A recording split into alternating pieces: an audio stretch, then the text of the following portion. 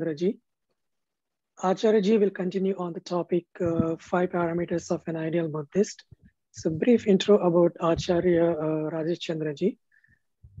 Acharya Rajesh Chandraji is a class 1 officer in Uttar Pradesh state government, India.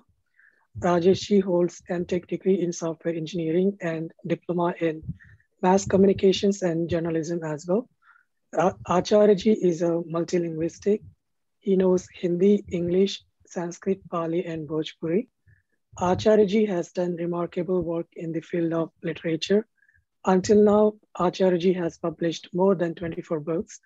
His notable books include Buddha ka Chakravarti Samrajya, Maitri Sampurna Dhamma Hai, Puja ka Diya, Buddha Puja Path, Dhamma Jeevan Kaise Jiye, Rashtravadi B.R. Ambedkar, Mahaparitran Path, and Yahi Sach Hai, a collection of poems.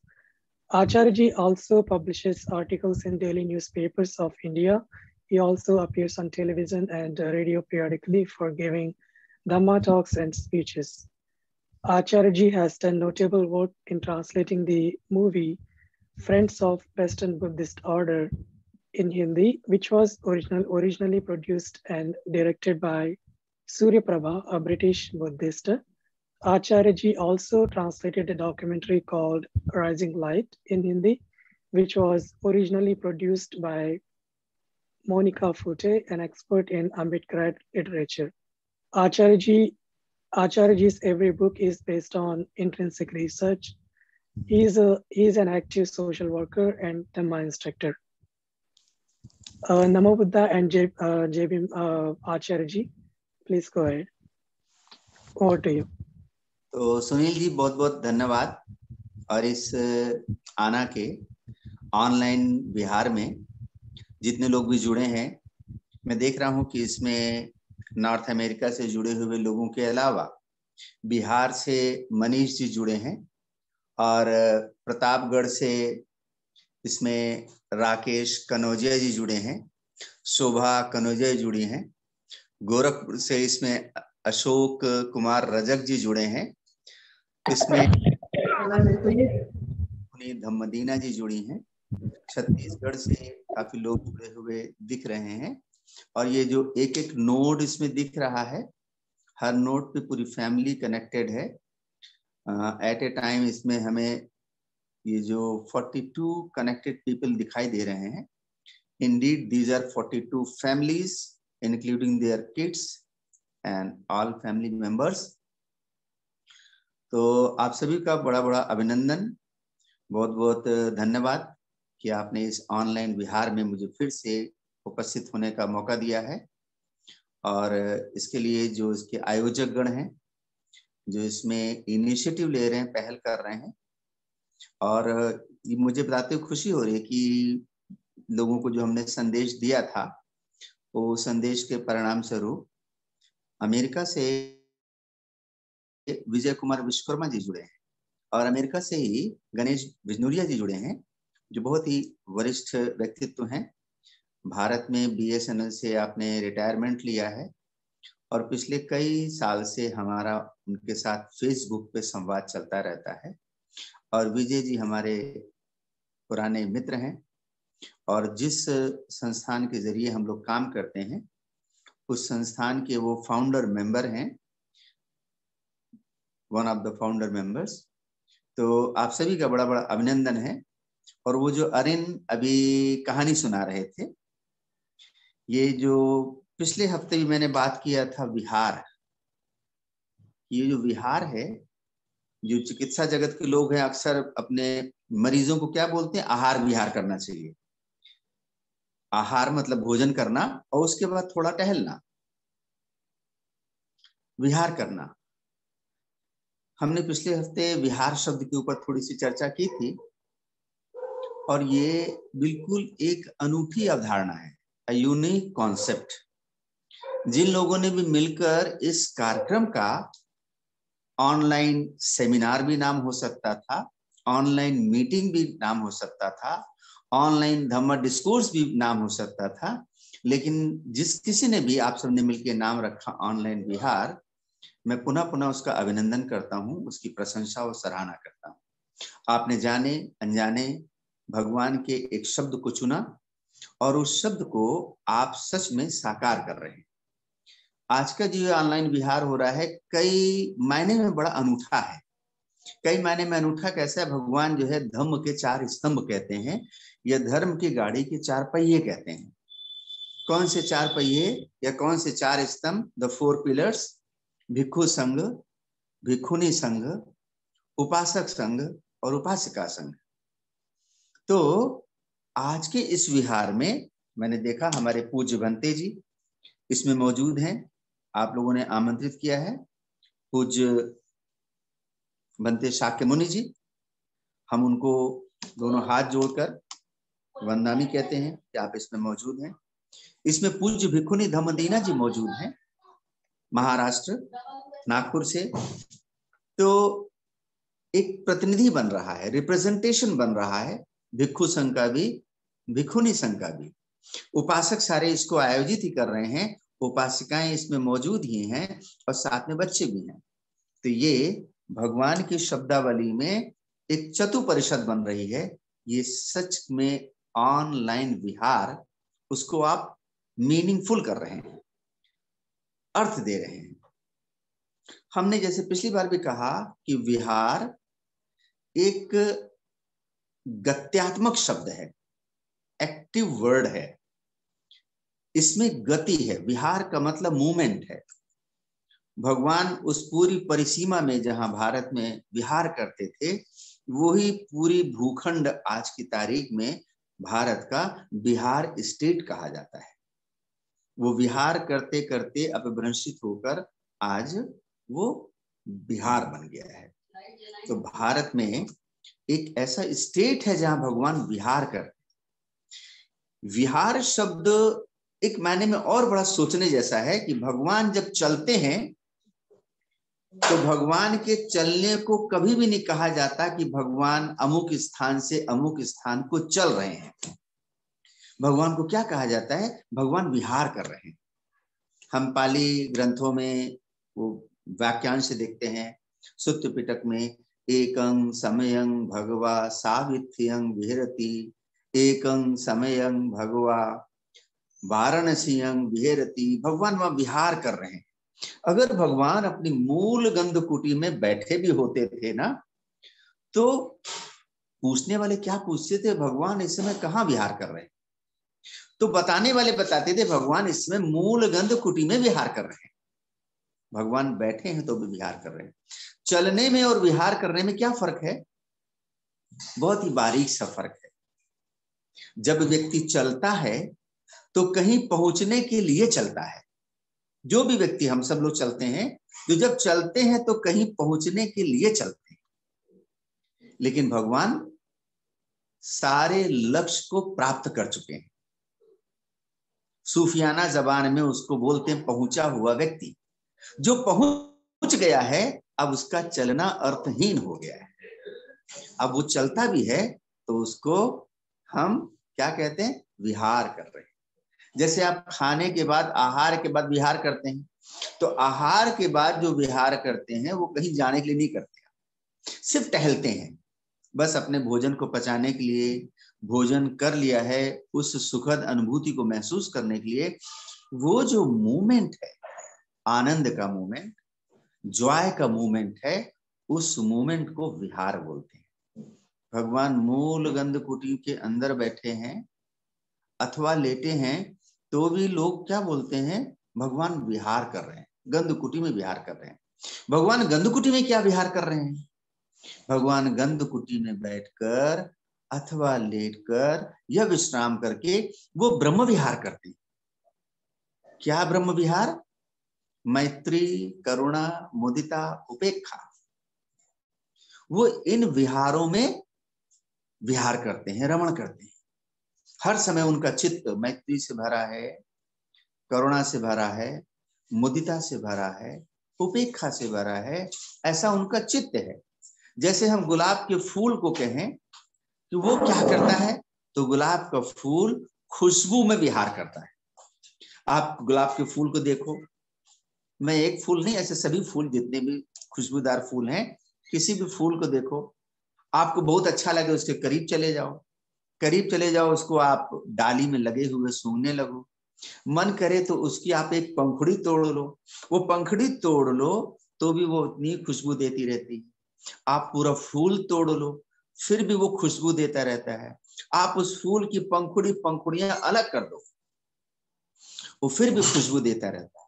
उसके सारे पंखुड़ियों को आप ऐसे हाथ से muscle दो, वो फिर भी खुशबू देता रहेगा। ये खुशबू उस फूल का विहार है। ऐसे भगवान का मैत्री, करुणा, मुदिता, उपेक्षा में विहार होता है।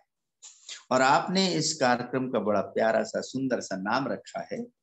मैं अपने आप को ये बात बताने से रोक नहीं पाया कि हम जो इस कार्यक्रम को अटेंड कर रहे हैं, आपने बड़ा सार्थक नाम रखा है। पिछले सप्ताह ही मैंने कहा था कि वो जो दीवारें बनी होती हैं ईंटों से, वो सिर्फ विहार का एक प्रतिबिंब है, एक सिंबल है। सच में विहार है कि हम धम्म की गतिविधियों में, मूवमेंट में एक्टिव रहें। यदि हम मूवमेंट में एक्टिव हैं तो ही सच में बुद्ध विहार है। लेकिन थोड़ा सा इसको और इंट्रोवर्ट होके हम देखें, थोड़ा गहराई से देखें कि बुद्ध विहार कहाँ है अथवा विहार कहाँ है। जहां भगवान विहार करते हैं, जहां भगवान विहार करते हैं वो बुद्ध विहार है। जहां भगवान की प्रतिमा रख देते हैं हम बुद्ध विहार में, तो उस प्रतिमा रखी एक भवन को भी हम विहार कहते हैं कि यहां भगवान विहार कर रहे हैं। उस विहार के प्रति हमारी कितनी संवेदनशीलता होती है कि ईंटों से बनी दीवार है, मिट्टी से खड़ी दीवार है, उसमें भगवान की एक प्रतिमा रखी है। ये प्रतिमा शब्द समझने जैसा, प्रतिमा का मतलब होता है प्रतिमान, the standard, the parameters. Buddha हमारे एक प्रतिमान है। We have to be like him, हमें उनके जैसा होना है। ये हमारे सामने एक आइडियल है। जैसे कोई व्यक्ति कोई बहुत बड़ी परीक्षा की तैयारी करता है, भारत में सबसे बड़ी परीक्षा इंडियन एडमिनिस्ट्रेटिव सर्विसेज की परीक्षा मानी जाती है। तो जो व्यक्ति IAS की परीक्षा के लिए बैठता है तो क्या करता है, ऐसे स्टूडेंट क्या करते हैं, जो पहले IAS हो गए हैं, किसी ने टॉप किया है, कुछ अपने टिप्स बताएं, उनके फोटो अपने कमरे में लगाता है, उनके टिप्स पढ़ता है, उनके फोटो के ऊपर ऐसे धूप बत्ती, अगरबत्ती और फूल माला नहीं चढ़ाता है, उनको बार बार अपने आप को रिमाइंड करता है, I have to study like this, I have to be like this officer. ऐसे बुद्ध हमारे सामने एक प्रतिमान है, उनकी प्रतिमा स्थापित करते हैं। हम भगवान की जब प्रतिमा भी किसी विहार में स्थापित करते हैं तो वो ईंटों से बनी दीवार वाले भवन के प्रति भी जो हमारी संवेदनशीलता है, सेंसिटिविटी कैसी होती है कि हम उस विहार में जैसे ही प्रवेश करते हैं तो जूते और चप्पल बाहर उतार देते हैं। अगर जूते चप्पल उतारते समय हमें अपनी उंगली और हाथ का इस्तेमाल करना पड़ा है तो हम पहले हाथों को जाके धो कर आते हैं। प्रयास ये करते हैं भगवान के सामने हम जाएं तो खाली हाथ ना जाएं, कुछ फल, कुछ फूल, कुछ मिष्ठान, कुछ धूप की अगर, कुछ सुगंधी ऐसे लेकर जाते हैं। ये हमारी सेंसिटिविटी किसके प्रति है, ऐसे ईंट और मिट्टी से बनी दीवार वाले भवन के प्रति है, इतनी सेंसिटिव है। लेकिन सच में बुद्ध कहां विहार कर रहे हैं, बुद्धत्व तो हम सब की काया में विहार कर रहा है। हमारे अंदर इनहेरेंट बुद्धहुड है, हम सब के अंदर सोया हुआ बुद्ध है। सिद्धार्थ के अंदर जाग गया तो वो बुद्ध हो गए, हम सब के अंदर सोया हुआ बुद्ध है। सच में कहीं बुद्ध विहार है तो ये हमारी काया बुद्ध विहार है। इस काया में साक्षात बुद्धत्व है। जो कोई कुछ भी अनुभव करेगा, इनलाइटेंड होगा, वो इस काया में होगा। किसी बुद्ध विहार में जाने से भी हो सकता है, it may be helpful, ultimately उसके अंदर जो बुद्धत्व जागेगा, जो इनलाइटनमेंट जागेगा, वो इस काया में जागेगा। ये काया ही वास्तविक बुद्ध विहार है। हम ईंटों की दीवार वाले भवन में इतने संवेदनशील होते हैं, जूते चप्पल भी बाहर उतार के जाते हैं तो हाथ धोकर जाते हैं, जिस दिन जाते हैं तो नहा धोकर जाते हैं। हम फूल लेके, फल लेके, मिष्ठान लेकर, सुगंधी लेकर जाते हैं, लेकिन हम इस काया के बुद्ध विहार में दारू चढ़ाते हैं, इस काया के बुद्ध विहार में तंबाकू चढ़ाते हैं, इस काया के बुद्ध विहार से हम अपशब्दों का इस्तेमाल करते हैं, हम इस काया की विहार से कितने अकुशल कर्म करते हैं। In reality we are not sensitive about this behaviour. हम सच में बुद्ध के प्रति नमनशील हैं, बुद्ध के प्रति श्रद्धावान हैं, तो हमें अपने अंतर के बुद्धत्व के प्रति भी संवेदनशील होना चाहिए। और आप देखें, ये कोई अनूठी सी बात नहीं है। जब भी हम झूठ बोलते हैं तो हमारे अंदर से एक आवाज हमको टोक देती है, ये तुम झूठ बोल रहे हो। जब भी हम झूठ बोलते हैं, हमारे अंदर से एक आवाज हमको रोकती है, टोकती है, तुम झूठ बोल रहे हो। ये कौन सी आवाज हमको रोकती और टोकती है? ये हमारे अंदर की बुद्धत्व की आवाज हमको रोकती और टोकती है। जब भी हम कोई अकुशल कर्म करते हैं, कोई भी गलत काम करते हैं, हमारे अंदर से एक आवाज हमको रोकती है, टोकती है। वो जो आवाज हमको रोकती और टोकती है, उसी को बुद्धत्व कहते हैं। उस अंतर की आवाज को सुनना, उसका अनुपालन करना और उसके अनुरूप अपने जीवन को ढालने का प्रयास करना, सच में यही बुद्ध धम्म के प्रति एक समर्पण है। हम सच में बुद्धिस्ट कब हैं?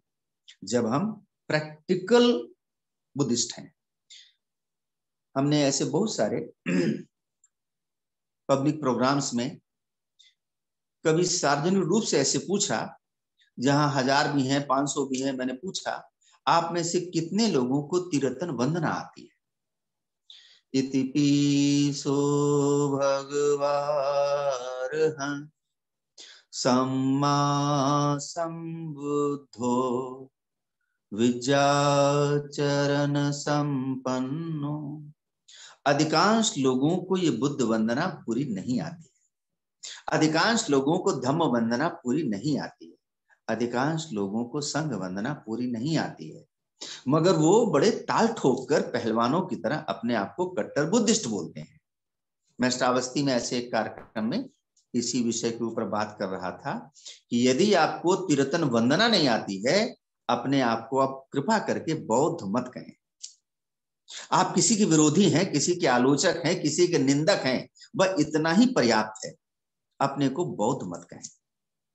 तो हमने जो पिछले बिंदुओं पर बात की है कि what are the ideal parameters of an ideal Buddhist, कि एक बौद्ध के जीवन में 5 बातें होनी चाहिए। पहली बात, उसके घर में भगवान की प्रतिमा होनी चाहिए। न केवल प्रतिमा होनी चाहिए, मैं उसको थोड़ा सा ब्रीफ करके अगले 2 बिंदुओं पे आऊंगा। न केवल प्रतिमा होनी चाहिए, बल्कि प्रतिमा का नियमित रूप से पूजन अर्चन होना चाहिए। हमारा प्रतिमा के प्रति भगवान के जैसा आदर होना चाहिए। ये अल्टीमेटली हमारे अंदर श्रद्धा का बीजारोपण करता है। दूसरी बात कि हमें बुद्ध वंदना आनी चाहिए, तिरतन वंदना आनी चाहिए। नहीं आती है तो कंठस्थ करिए। ये जो ऑनलाइन विहार में आना के सारे मेंबर्स हैं, मैं उनको भी निवेदन करूंगा, अपने बच्चों को भी निवेदन करूंगा, आप सभी को तिरतन वंदना पूरी आनी चाहिए। बोधिसत्व बाबा साहब डॉक्टर अम्बेडकर ने एक किताब जो राइटिंग इन स्पीचेस है, उसके 16वें वॉल्यूम में वो किताब है बौद्ध पूजा पाठ, मराठी में है। उसका हमने किताब अभी हिंदी में 2-3 साल पहले तैयार की थी, और फिर बौद्ध उपासना पाठ, उसका भी हमने हिंदी संस्करण निकाला है, और वो हजारों कॉपीज हम लोगों को डिस्ट्रीब्यूट करते हैं, सभी को बोलते हैं ये आपको कंठस्थ होना चाहिए। तीसरी बात, उपोषद। हम अगर बुद्धिस्ट हैं तो हमें बौद्ध विनय और आचरण पता होना चाहिए। सप्ताह में 1 दिन उपोषद रखना। उपोषद करना तो कैसे करना, ये हमने इन 3 बिंदुओं पर पिछले सप्ताह आप लोगों के साथ बात की थी। वो जो 5 बुलेट पॉइंट्स हमने चर्चा किए थे कि घर घर में बुद्ध, दूसरी बात पूजा वंदना, तीसरी बात उपोषद, और चौथा और 5वां बिंदु चौथा बिंदु बुद्ध कथा और परित्र पाठ और अपने जैसा एक और, ये चौथा और पांचवा बिंदु आज हम थोड़ा संक्षेप में आप लोगों के साथ चर्चा करेंगे। जो व्यक्ति अपने आप को बौद्ध कहता है, और ये हमारा जो सारा एड्रेस है, संबोधन है, विशेष करके उन लोगों से ही है जो बोधिसत्व बाबा साहब डॉक्टर अम्बेडकर के प्रभाव से अपने आप को बौद्ध कहते हैं। क्योंकि सारी दुनिया में और भारत में ये जो बौद्ध हैं, इनका बड़ा दावा भी है, और दावा ही नहीं, इनका बड़ा उत्साह भी है कि भारत को बुद्धमय बनाना है। तो बुद्धमय बनाना है, पहले हमारा जीवन बुद्धमय होना चाहिए। क्यों? आप किसी को क्या देंगे? आप किसी को भी वही देंगे जो आपके पास होगा। हम आपसे 10 रुपया मांगे, आपकी जेब में होगा, तुरंत दे देंगे। आपसे लाख रुपया मांगे, होगा तो शायद दे देंगे, देने में हिचकिचाएंगे। करोड़ रुपया मांगे तो आप हाथ खड़े कर देंगे। आप लोगों को देंगे क्या? जो आपके पास होगा। भारत को बुद्धमय बनाना है तो पहले हमें बुद्धमय होना होगा। This is the first and foremost condition for every Buddhist who call himself or herself as a Buddhist. तो चौथा बिंदु है कथा, बुद्ध कथा और परित्र पाठ। जो अपने को बौद्ध कहता है, उसके घर में कम से कम 3 महीने पर, बहुत अधिक बीते तो 6 महीने पर, और नहीं तो साल में एक बार बुद्ध कथा जरूर होनी चाहिए। साल में एक बार परित्र पाठ जरूर होना चाहिए। ये जितने बिंदु मैं आपसे चर्चा कर रहा हूं, ये थ्योरी नहीं है। ऐसा हम विगत लगभग 3 दशकों से खुद प्रैक्टिकल कर रहे हैं, और प्रैक्टिकल करते करते लगभग ऐसे 500 परिवार हैं जो नियमित रूप से इन 5 बातों का पालन करते हैं। और वो हम एक उपासक संघ है, जैसे आपका doctor Ambedkar association of north America है, ऐसे ही इधर उत्तर प्रदेश में एक सक्रिय उपासक संघ है, समन्वय सेवा संस्थान नाम से। इसकी जो ज्यादा गतिविधियां और ज्यादा प्रभाव क्षेत्र है वो लखनऊ, कानपुर, इलाहाबाद जो कि प्रयागराज कहलाता है, उन्नाव, सीतापुर, बरेली ऐसे है। लेकिन ऐसे पूरे भारत में ही अपना अभियान चलता रहता है, पर जहां तक अपनी सीमा होती है ना, वहां तक ही काम होता है। तो अभी आज भी मैं देख रहा हूँ कि इस संस्थान के लोग जुड़े हुए हैं, और इस संस्थान के one of the founder members अभी अमेरिका से जुड़े हैं, विजय कुमार विश्वकर्मा जी। वो इसकी रजिस्टर्ड बॉडी के आप और उनकी श्रीमती जी मेंबर हैं।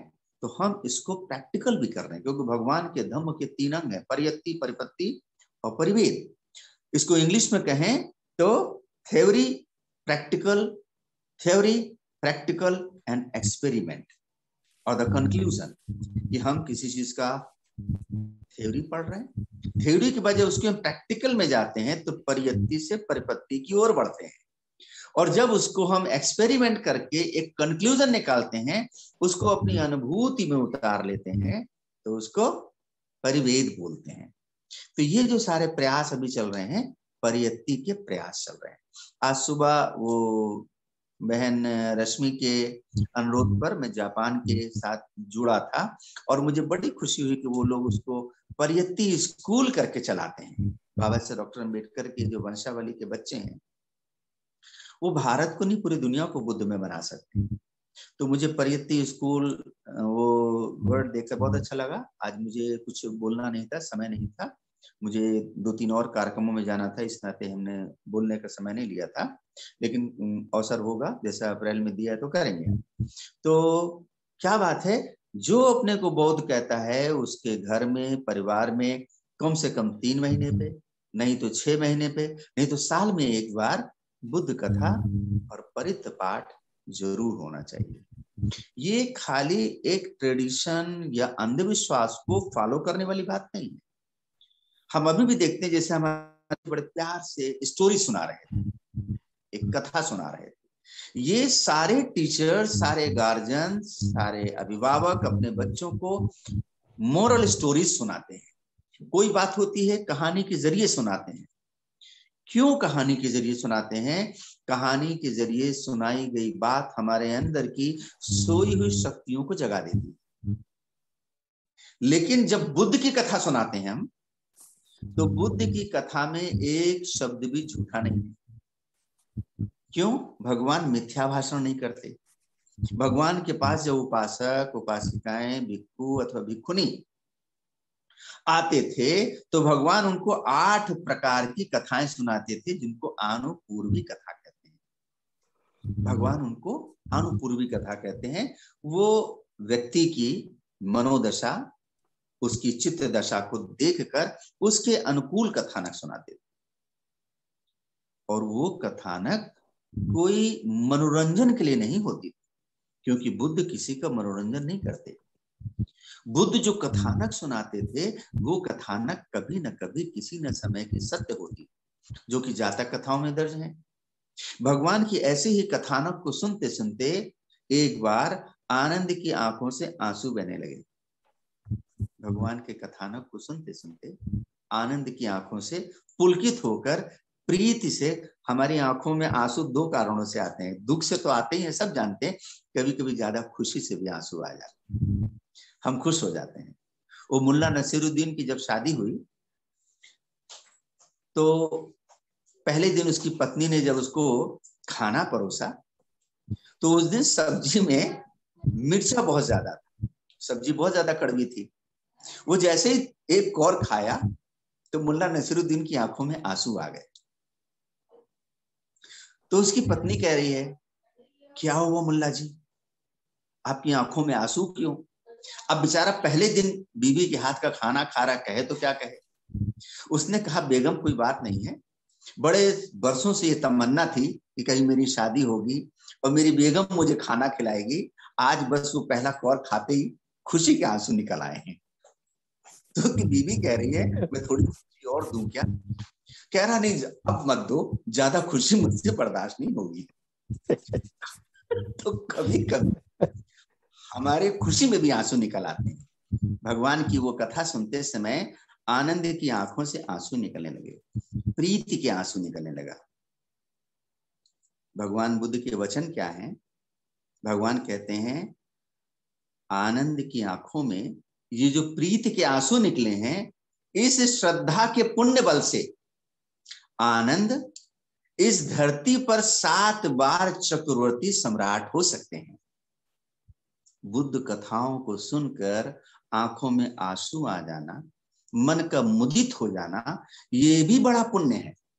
अभी हमारे पूज्य भंते जी बड़े प्यार से बता रहे थे कि जो बुद्ध कथाएं सुनना, धम्म साहित्य का अध्ययन करना, उससे क्या होता है, हमारे अंदर कुशल चित्त जागता है, अकुशल चित्त कमजोर पड़ता है, उससे चित्त, कुशल चित्त बलवान बनता है। तो भगवान ने कहा कि ये जो आनंद की आंखों में आंसू आए हैं, इस प्रीति के पुण्य से, बुद्ध कथा को सुनने की जो प्रीति है उसके पुण्य बल से ये धरती के 7 बार चक्रवर्ती सम्राट हो सकते हैं।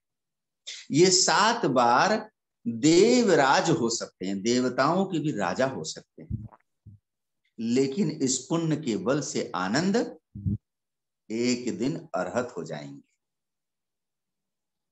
ये भगवान के वचन है। भगवान किसी के ईगो को सेटिस्फाई करने के लिए कोई बात नहीं कहते हैं।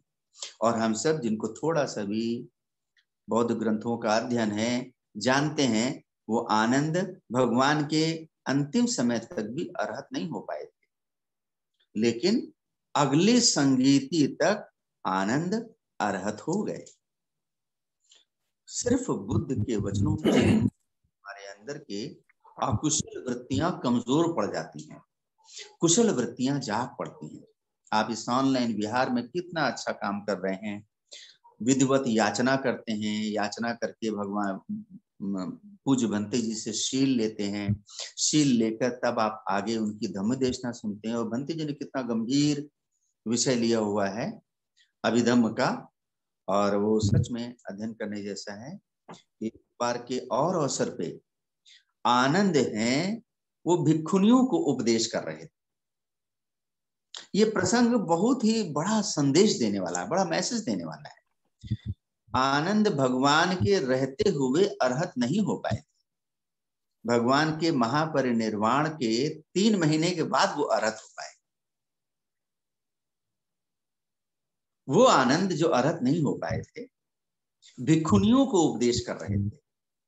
भगवान के विनय में ऐसा विनय था कि कुछ भिक्षुओं को ऐसा नियत किया गया था, डिप्यूट किया गया था, जो भिक्षुनियों को उपदेश देने जा सकते थे। और आनंद जो थे भिक्षुनियों के बीच सबसे अधिक आदरणीय और पूजनीय थे। इस कारण से आदरणीय और पूजनीय थे क्योंकि आनंद के पहल की वजह से भिक्षुनी संघ बना था। अभी हम देख रहे हैं इंडोनेशिया से जो यूनाइटेड थेरवादा भिक्षुनी संघ इंटरनेशनल का 7 दिन का कार्यक्रम चल रहा है। यहाँ से डॉक्टर शीतल मेश्राम जी इसको अटेंड कर रहे हैं, भारत से बहुत लोग अटेंड कर रहे हैं, उसमें शामिल हैं। तो आनंद एक बार भिक्षुनियों को उपदेश कर रहे थे और वो उपदेश सुनते सुनते एक भिक्षुनी तत्काल अरहत हो गई। ये बहुत बड़ा एक संदेश है, विनय पिटक में ये प्रसंग है, बड़ा संदेश है कि जो व्यक्ति स्वयं अरहत नहीं है उस व्यक्ति के द्वारा कथा सुनते सुनते भी सामने वाला श्रोता अरहत हो गया। ऐसा कैसे हो जाता है? हम देखते हैं कि हमारे फिल्मों में जो लोग अभिनय करते हैं वो सचमुच में रोते नहीं हैं, लेकिन उनके अभिनय को देखकर लोग रोने लगते हैं। उनके चारों ओर 10 कैमरे लगते हैं, वो सच में रोमांस भी नहीं कर रहे। कई सारे एक्टर्स और एक्ट्रेसेस का ये कहना है कि इतने सारे कैमरे हमको घेरे होते हैं, हम क्या रोमांस कर पाएंगे, हमें तो बस खाली अपना उस समय अभिनय करना होता है। लेकिन उसको देखकर देखने वाले जरूर रोमांचित हो जाते हैं। फिर बुद्ध की कथाएं तो सत्य कथाएं हैं, उनको सुनकर हमारे अंदर रोमांच हो जाए, हमारे अंदर मुदिता जाग पड़े, हमारे अंदर का बुद्धत्व जाग पड़े, ये कोई हैरानी की बात नहीं है। तो जो अपने को बौद्ध कहता है उसके जीवन में ये होना चाहिए कि साल में कम से कम एक बार, व्यवहारिक पक्ष ये है, जो हमारे समन्वय सेवा संस्थान से जुड़े हुए लोग हैं, हम उन सभी में इस बात का प्रचार प्रसार करते हैं और ऐसा अनुपालन होता है। कोई तिथि नहीं मिलती है ना, अपनी शादी के एनिवर्सरी पे घर पे बुद्ध कथा रखो, किसी भिक्षु को, किसी भिक्षुनी को, किसी आचार्य को बुलाकर बुद्ध कथा करो। अपनी शादी की सालगिरह पे नहीं होता है तो अपने बच्चों के जन्मदिन पे करो, बच्चों के जन्मदिन पे नहीं होता है तो अपने किसी दिवंगत की स्मृति में करो। साल में न्यूनतम तो एक बार होना ही चाहिए। तो ये एक बात है।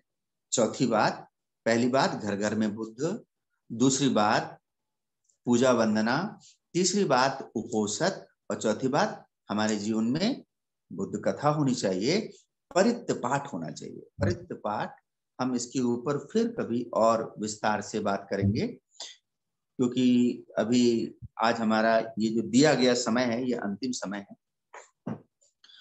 हम अभी मार्च के महीने में समय नहीं दे पा रहे हैं, अप्रैल के महीने में समय नहीं दे पा रहे हैं।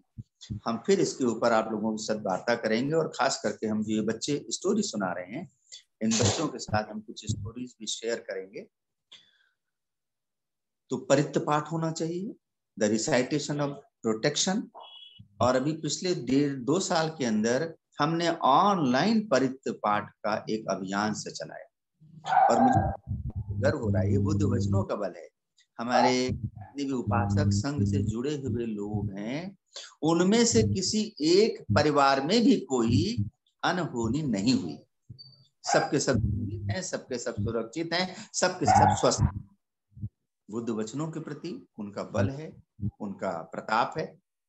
तो हमें अपने घर में किसी पूज्य भंते जी को बुलाकर, किसी पूज्य भिक्षुनी को बुलाकर, किसी धम्म के आचार्य को बुलाकर, जो जानते हो, परित्य पाठ कराना चाहिए। 5वां बिंदु है अपने जैसा एक और। एक बार भगवान, जिसे अब बिहार बोलते हैं, वह मिथिला नगर है। मिथिला नगर में भगवान मखादेव गांव में विहार कर रहे थे। आमों का उपवन था, वो आमों के उपवन में भगवान विहार कर रहे थे। भगवान को आनंद ने गौर से देखा तो भगवान मुस्कुरा रहे हैं। जब आनंद भगवान के उपस्थापक बने यानी कि जब उनके अटेंडेंट बने या कहें कि सेक्रेटरी बने, सचिव बने, तो आनंद ने भगवान के सामने 8 शर्तें रखी कि मेरी ये 8 बातें मानी जाएंगी तो मैं भगवान का सचिव बनूंगा। हम अभी उन 8 बातों में नहीं जा रहे हैं कि भगवान अपने मिले चीवर में मुझे चीवर नहीं देंगे, भगवान अपने साथ हर जगह भोजन दान में मुझे साथ में नहीं ले जाएंगे, भगवान अपनी मूल गंध कुटी में मुझको साथ में नहीं सुलाएंगे। वो उसकी आनंद ने बड़ी व्याख्या भी की कि कोई मुझे लोभी और लालची ना समझे। तो ऐसे ही 8 शर्तों में आनंद ने एक शर्त ये ले रखी थी कि यदि मैं भगवान से कोई प्रश्न पूछूंगा तो भगवान उसका उत्तर अवश्य देंगे। क्योंकि हम बौद्ध ग्रंथों में ऐसे बहुत से प्रसंग पढ़ते हैं, सुनते हैं कि भगवान से कोई प्रश्न पूछता है तो भगवान प्रायः उस पर मौन रह जाते हैं, कुछ प्रश्नों के वो उत्तर ही नहीं देते। वो एक बार एक भिक्षु भगवान के पास आया, कह रहे भगवान मेरे मन के अंदर बड़ी उलझन है, बहुत सारे सवाल हैं, बहुत सारे प्रश्न हैं, मैं आपसे सारे प्रश्नों के उत्तर जानना चाहता हूं। तो भगवान ने कहा तुम्हारे सारे प्रश्नों को उत्तर दूंगा, लेकिन मेरी एक शर्त है। उसने शर्त को सुने बिना ही कहा भगवान मुझे आपकी सारी शर्तें मंजूर हैं। जिसके अंदर जिज्ञासा की प्रबलता होती है ना, वो पहाड़ की चोटी से भी कूदने को तैयार है। तो भगवान ने कहा शर्त सुन लो, तुम्हारे सारे प्रश्नों को उत्तर दूंगा, लेकिन शर्त यह है कि तुमको मेरे साथ 1 साल बिल्कुल मौन रहना होगा, चुप रहना होगा।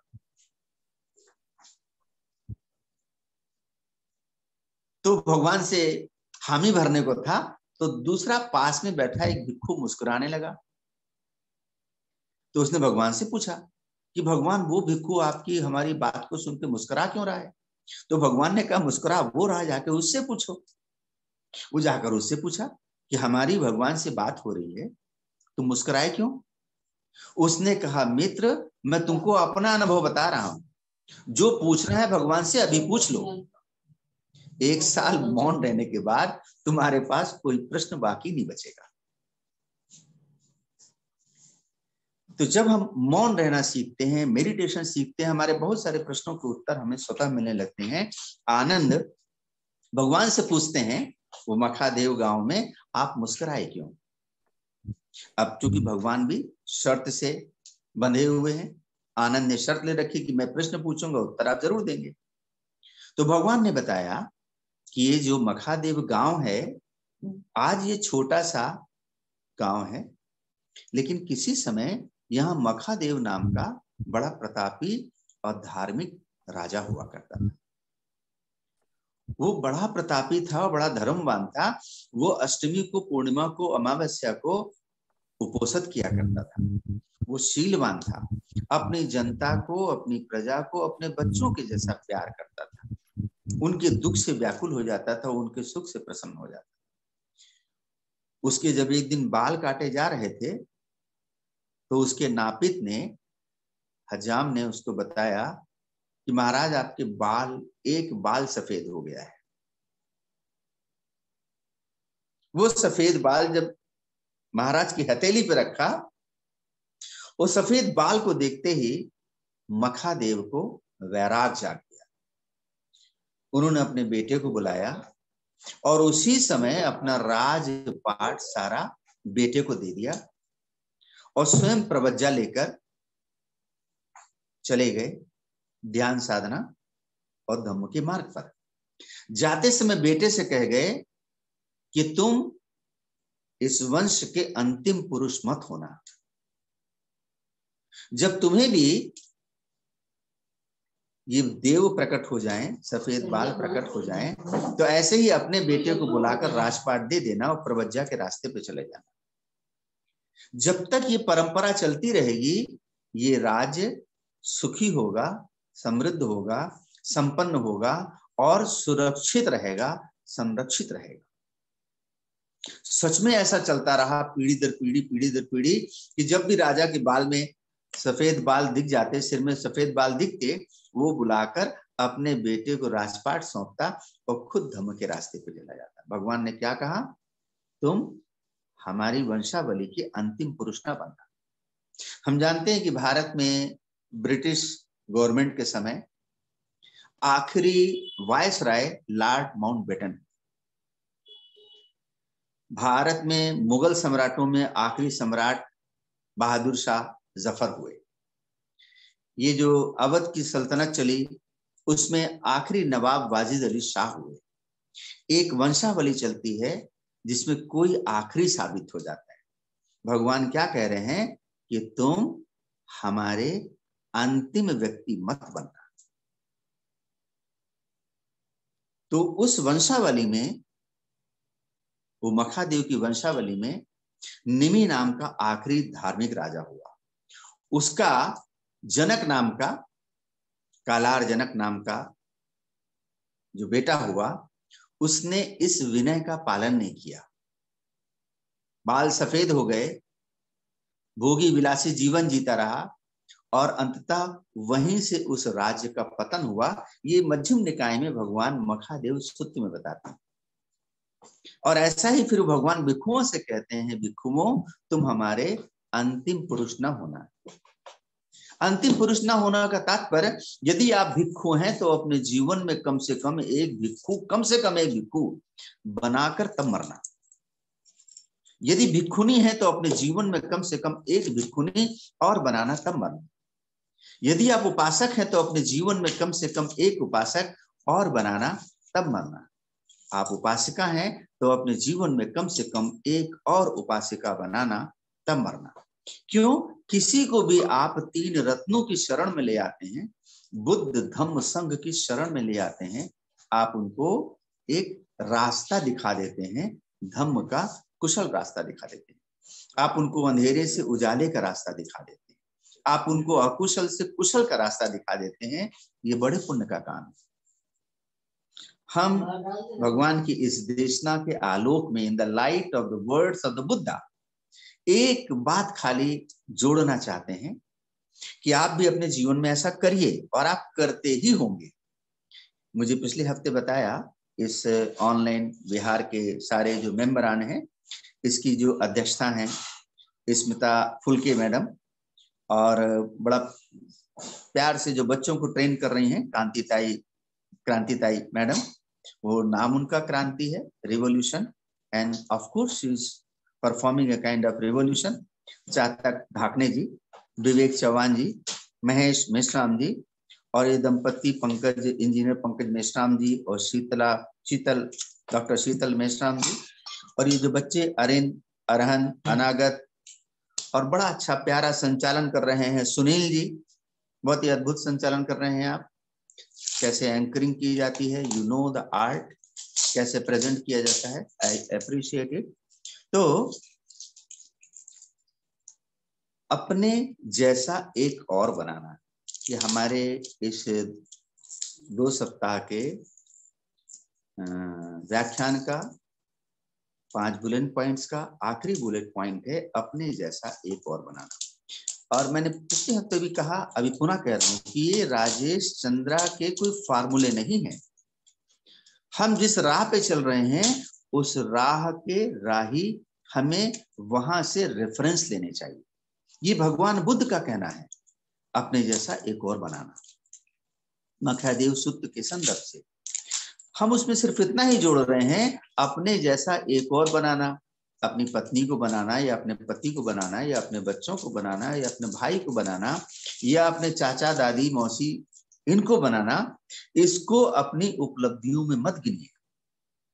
अपने जैसा एक और बनाने में आप अपनी जाति बिरादरी के दायरे के बाहर बुद्ध धर्म का प्रसार कीजिए। हम आज 70-72 साल के बाद 1956 में बोधिसत्व बाबा से डॉक्टर अंबेडकर के द्वारा धम्म दीक्षा पाया हुआ भारत में जो एक बौद्ध समाज निर्मित हुआ है, आज की तारीख तक भी ये समाज अपनी जाति के दायरे के बाहर नहीं जा रहा है। हम भारत को बुद्ध में बनाने का सपना देख रहे हैं, लेकिन भारत को बुद्ध में बनाने का बिल्कुल गणित का सूत्र है। बुद्ध में पूरे भारत को बनाना है तो भारत के सारे लोगों को तो बुद्ध धम्म जानना होगा ना, सारे लोगों को बुद्ध धम्म सिखाना होगा ना, कि खाली अपनी जात को, अपनी बिरादरी को, अपने वंशावली को सिखाएंगे उससे भारत बुद्धमय हो जाएगा। इससे क्या है, एक ग्रुप बना रहेगा। ये बौद्ध लोगों का ग्रुप है, ये अबौद्ध लोगों का ग्रुप है। परिणाम क्या हो रहा है, हम बोलते हैं हम बुद्धिस्ट हैं, सामने वाला समझ जाता है कि ये फलानी जात का होगा, फलानी बिरादरी का होगा। चाहे महाराष्ट्र में ले लीजिए, चाहे उत्तर भारत में ले लीजिए, जैसे व्यक्ति अपने को बौद्ध बोलता है, सामने वाला व्यक्ति आपको जात से पहचानता है। हमें बोधिसत्व बाबा से डॉक्टर अम्बेडकर ने जो धम्म दिया, कई कारणों से दिया, उसमें एक कारण है भारत को जाति विहीन समाज बनाना। जाति के कारण तो भगवान ने, जाति के कारण तो बोधिसत्व बाबा साहब ने हमें ये धम्म दिया। जातियां स्वीकार रहती तो वहीं बने रहने में क्या दिक्कत थी। यदि हमें जाति विहीन समाज बनाना है तो हमें अपनी जाति बिरादरी के दायरे के बाहर जाकर भगवान की देशना को, भगवान के धम्म को प्रचारित करने का प्रयास करना चाहिए। यदि हम ऐसा नहीं कर रहे हैं तो हमें अपने आप को बौद्ध कहने पर पुनर्विचार करना चाहिए।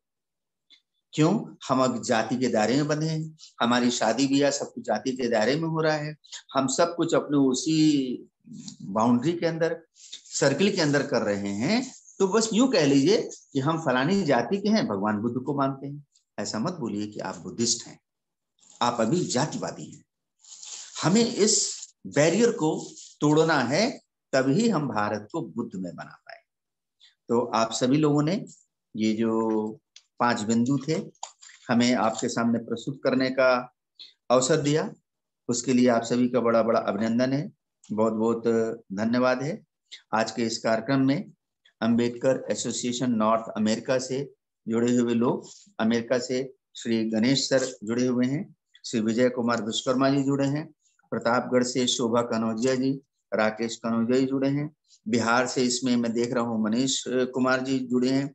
मनीष कुमार जी बहुत ही अच्छे ध्यानी व्यक्ति हैं। तो आपने जो अवसर दिया, हम उसके लिए आप सभी का बहुत बहुत अभिनंदन करते हैं, बहुत बहुत धन्यवाद देते हैं। कुछ गाथाओं के साथ हम अपनी बात को पूरा करेंगे। उत्तमंगेन वंदेहं पादपंसुवरुत्तमं बुद्धेयो खलितो दोषो बुद्धो खमतु तं मम। उत्तमंगेन वंदेहं धम्मं च द्विविधोत्तमं धम्मेयो खलितो दोषो धम्मो खमतु तं मम। उत्तमंगेन वंदेहं संघं चातिविधोत्तमं संघेयो खलितो दोषो संघो खमतु तं मम। नमो बुद्धाय, नमो धम्माय, नमो संघाय। साधु साधु साधु।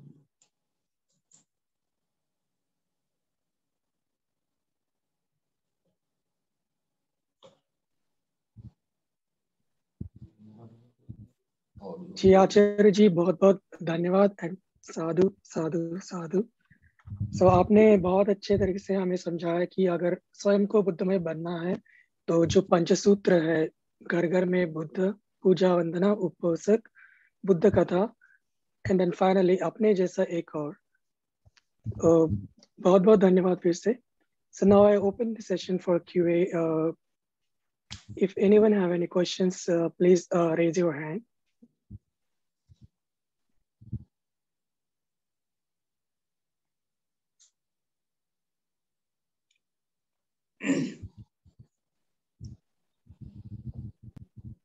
I see Chatak Dagni sir, please go ahead. No news is good news. No question. Everyone is very wise. ये बहुत अच्छी बात है। So जय भीम सर, दिस इज चातक ढाकने। जय भीम।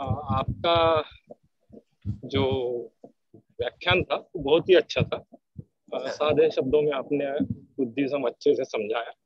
मुझे थोड़ा एक्सप्लेनेशन चाहिए आपका लास्ट जो 5th पॉइंट है, अपने जैसा एक और।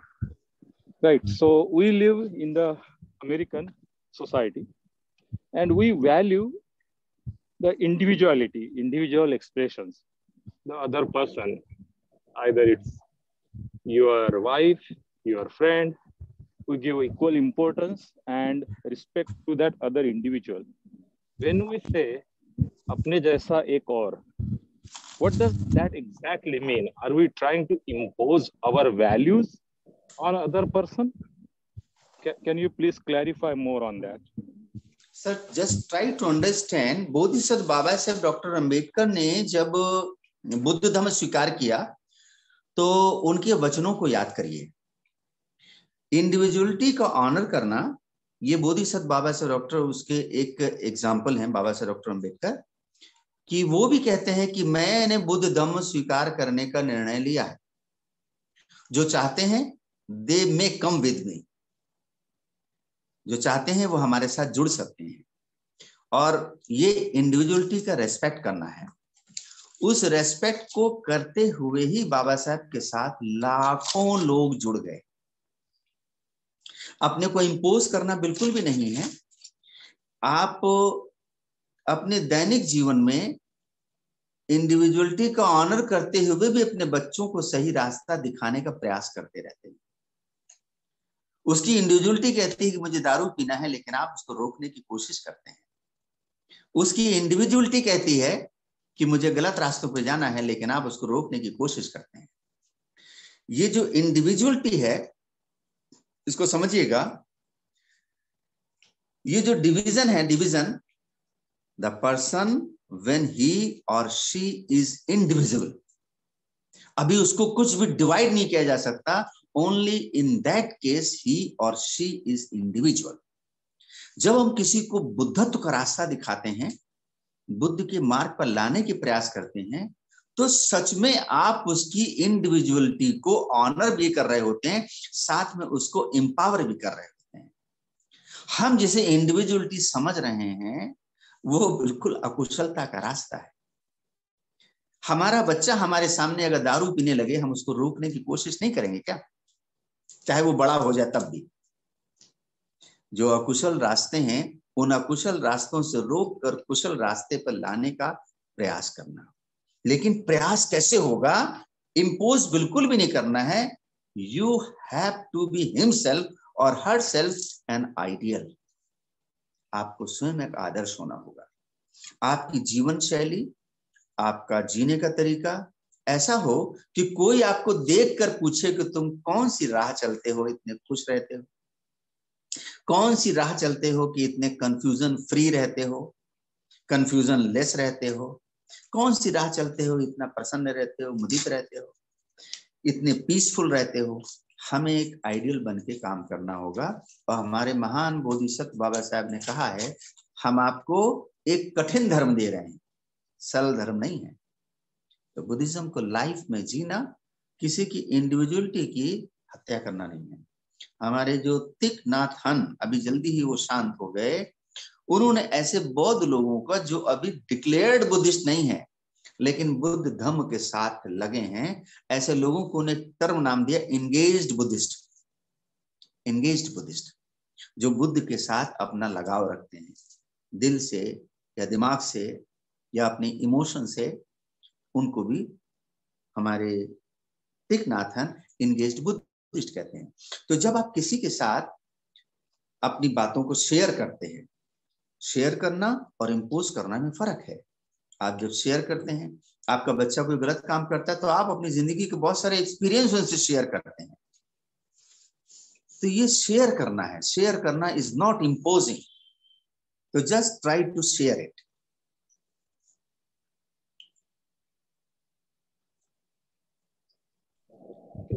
Thank you, Acharya ji, for the explanation.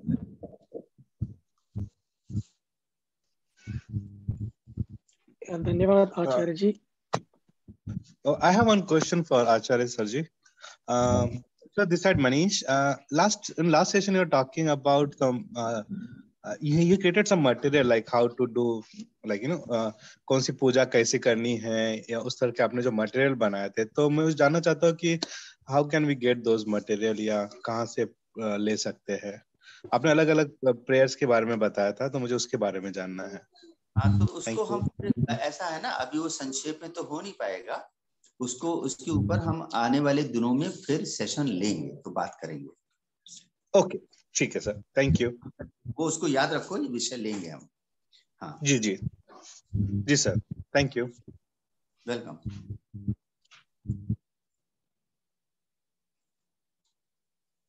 Sir जी एक निवेदन है मेरा, मैं विजय बोल रहा हूँ। Yes sir. मेरा एक निवेदन है, आप सर एक बार मैत्री संपूर्ण धम्म है, इस पे आप एक जरूर छोटा सा डिस्कोर्स दें। तो दो चीजें बड़ी अच्छे से शेयर हो रही हैं। ये ऐसे ही सभी तरफ प्रचारित हो गया है। एक आचार्य बड़ा प्रचारित हो गया है, मेरे पास कोई आचार्य की डिग्री नहीं है, और दूसरा हमारी बातों को डिस्कोर्स बड़ा प्रचारित हो गया है। Indeed, I am not discoursing or giving any kind of Dhamma talk, and I am not Acharya at all, but it has come into being. ये ऐसी प्रैक्टिस में आया है, और वो जो भगवान, ये कोई हमारा वचन नहीं है, मैत्री संपूर्ण धम्म में भगवान बुद्ध का ही वचन है। वो आनंद एक बार भगवान से ऐसे कहते हैं, ये खाणुमत ग्राम की बात है, और भगवान आनंद से कहते हैं, भगवान आप हमेशा ही मैत्री की बात करते हैं, आप का सारा उपदेश जो है वो मैत्री केंद्रित है। तो मुझे ऐसा लगता है भगवान कि आपके सारे धर्म में आधा धर्म तो मैत्री है। तो आनंद की बात को सुनकर भगवान कहते हैं, आनंद ऐसा मत कहो। भगवान ऐसा 3 बार कहते हैं, आनंद ऐसा मत कहो, आनंद ऐसा मत कहो। मैत्री आधा धम्म नहीं है, मैत्री संपूर्ण धम्म है। ये बुद्ध के वचन है। मैत्री जो है संपूर्ण धम्म है।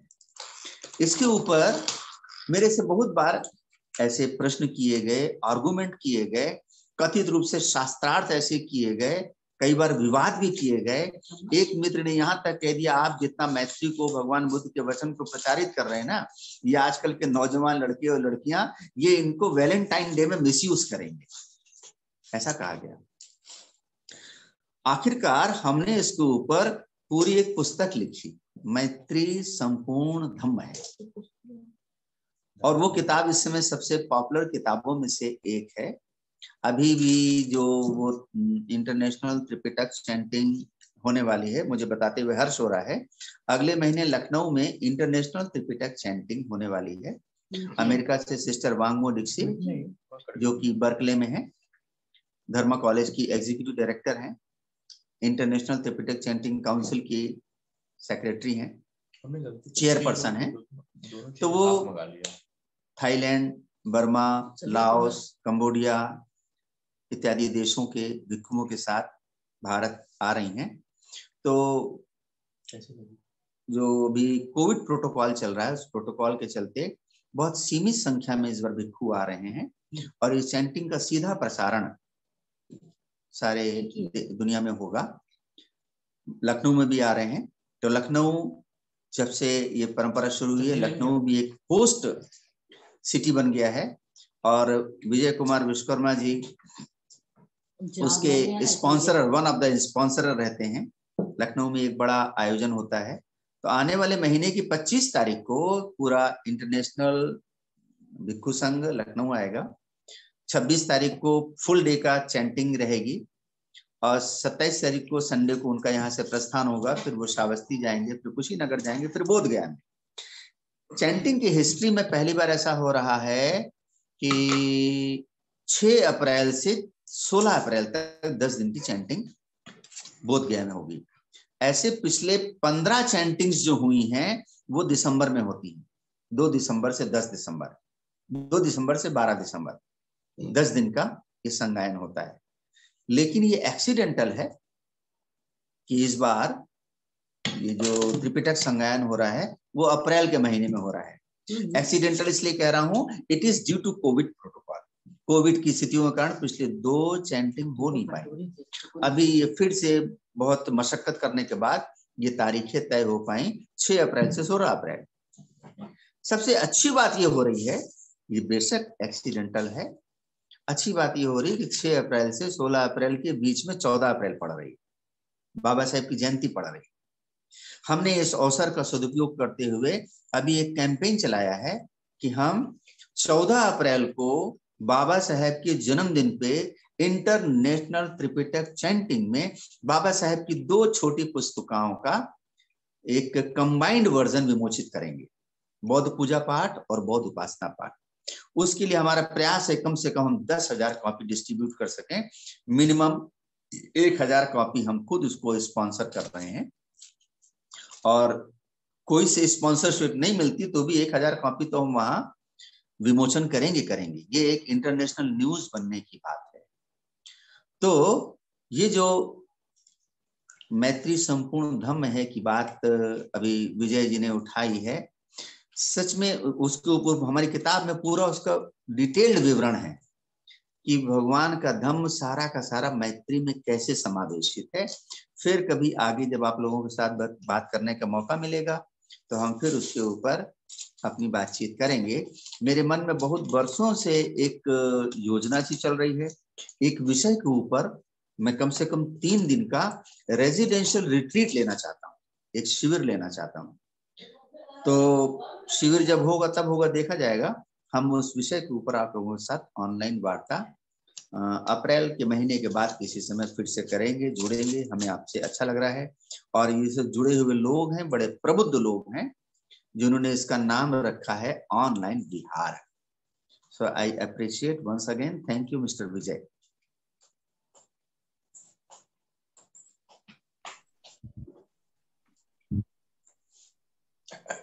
Anyone else?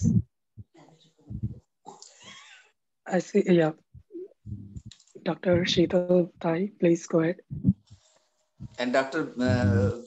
Ganesh sir is raising his hand. I think he has no question. He is simply blessing me. Just I take this way. Vandami Acharya, this is Pankaj. So I heard your resolution of distributing 1,000 copies of the book. And if you kindly allow me to be a participant, I wanted to be equal participant in this. I will offer my own 1,000 copies since you mentioned it on the Vihara here itself. Most welcome, sir. Most welcome, sir. Please, you contact to Mr. Vijay Kumar Vishkarma.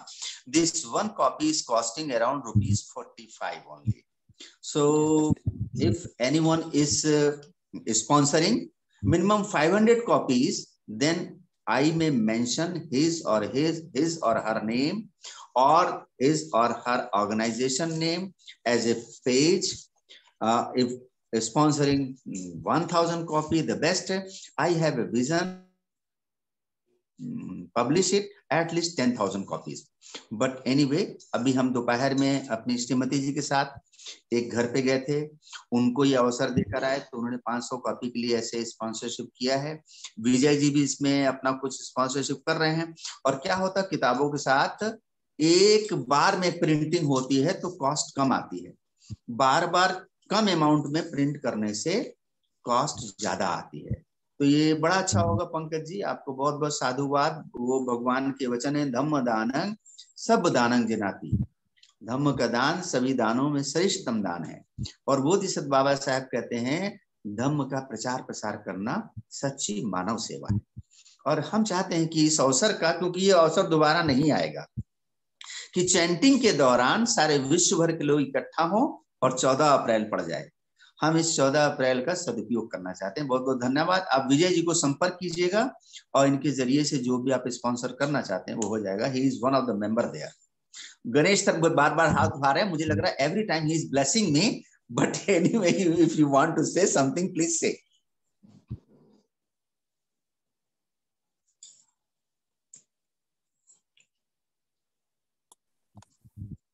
Hello. Yes sir, बिल्कुल बोलिए sir आप. Good morning to each and every participant, and especially good morning to Rajesh Chandra. You are not a Acharya, you are a doctor of Dhamma. So I may call you doctor of Dhamma. Today I am very much happy to listen to you. And first time I am facing you.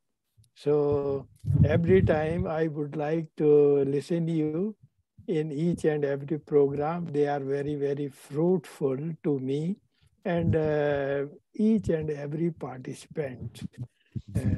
So thank you very much. I'm happy. I am happy to see your personality of Buddhism. Thank you very much. Always your blessings. You are so senior to me. I'm always blessing. You are like my Okay. You are doing a wonderful job. 20 years you are in my contact. And please Thank convey you my very regard.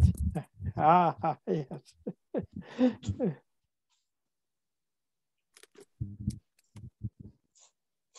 सादर साधु साधु कितनी अच्छी बात होगी बाबा. I need your blessings. Your blessings. Thank you. Thank you very much.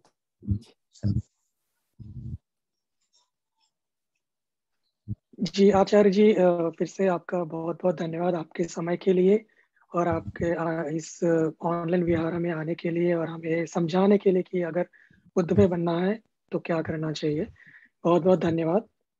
If no one has any questions, I would like to thank each and everyone for joining today's online vihara. And this concludes today's online vihara session.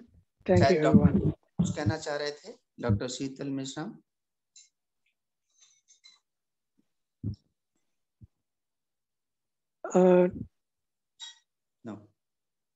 No. Yeah, if the participants, if you want to share your suggestions or comments, you can visit our website or you can email your thoughts to our email ID. It's posted in the chat window, anausa@gmail.com. Or you can also contact on the number 732-501-0246. It's again in the chat window.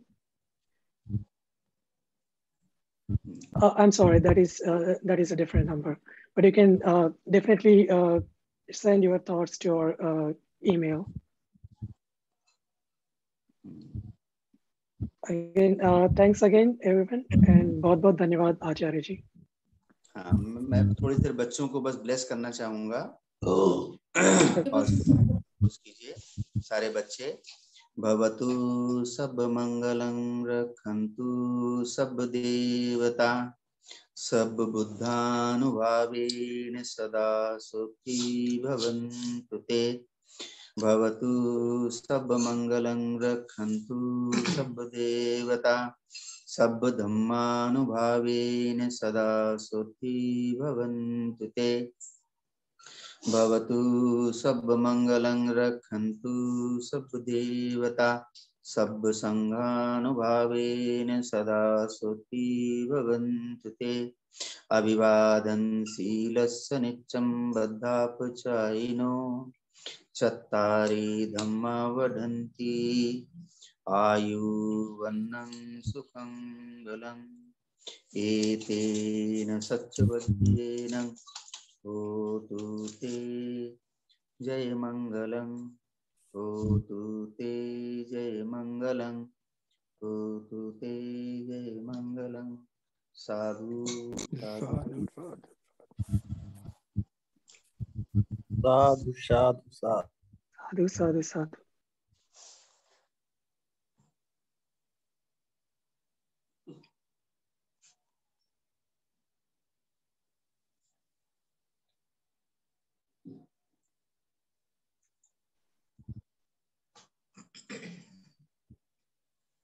Thank you all. This concludes today's session. And thank you from me also. Thank you. Thank you, Jai Bhim all. Namo Buddhaya.